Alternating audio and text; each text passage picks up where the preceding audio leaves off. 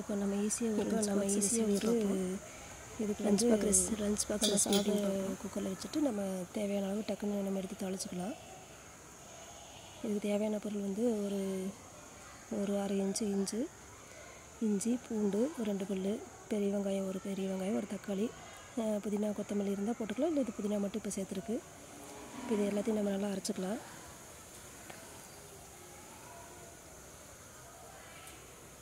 இதை நல்லா நம்ம மிக்சியில் அரைச்சிட்டு அதுக்கப்புறம் எடுத்து வச்சுட்டு அப்புறம் அதே இதில் வந்து தக்காளி, புதினாவே இதை அரைச்சி சேர்த்துக்கலாம். ரொம்ப ஈஸியான சமையல் இது. இதுக்கு வந்து காரத்துக்கு வந்து நம்ம வந்து கொஞ்சம் தனி மிளகாத்தூள், கொஞ்சமாக உப்பு தேவையான அளவுக்கு நம்ம இந்த சாதத்துக்கு தகுந்த மாதிரி,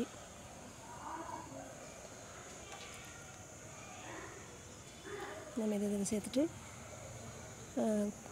கரம் மசாலா கொஞ்சம் அது இதிலே சேர்த்துடலாம்.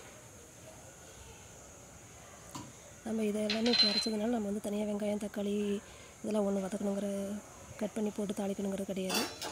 நேரடியாக நம்ம வந்து அடுப்பில் வதக்கி வச்சுட்டு நம்ம வந்து இந்த முதல்ல இஞ்சி, பூண்டு, வெங்காயத்தை நல்லா அரைச்சி இதில் சேர்த்து கொஞ்சம் பச்சை வாசனை போகிற கதக்கலாம். இது நல்லா வதங்கி வந்ததுக்கப்புறம் நம்ம புதினா, தக்காளி இதெல்லாம் அரைச்சி நம்ம மிக்ஸ் பண்ணி வச்சுருக்க அந்த இதை வந்து இதில் சேர்த்துட்டு அதே நல்லா நம்ம வந்து பச்சை வாசனை போகிற அளவுக்கு கொதிக்க வச்சுக்கலாம். இது நம்ம கொதிச்சதுன்னா அவ்வளோதான், நம்மளுக்கு டக்குன்னு சாதத்தை எடுத்து ஆற வச்சு நம்ம இதில் போட்டு மிக்ஸ் பண்ணி கலர வேண்டியதான். ரொம்ப ஈஸியான சமையல். நம்ம காலையில் சாதம் வச்சோம்னா ஸ்கூலுக்கு வெளியில் கொடுத்து விட்றதுக்கு நம்ம டக்குன்னு இந்த மாதிரி கிளறிக்கலாம். பசங்க வெங்காயம், தக்காளியில் பொறுக்கி வச்சுட்டு வேஸ்ட் பண்ண மாட்டாங்க.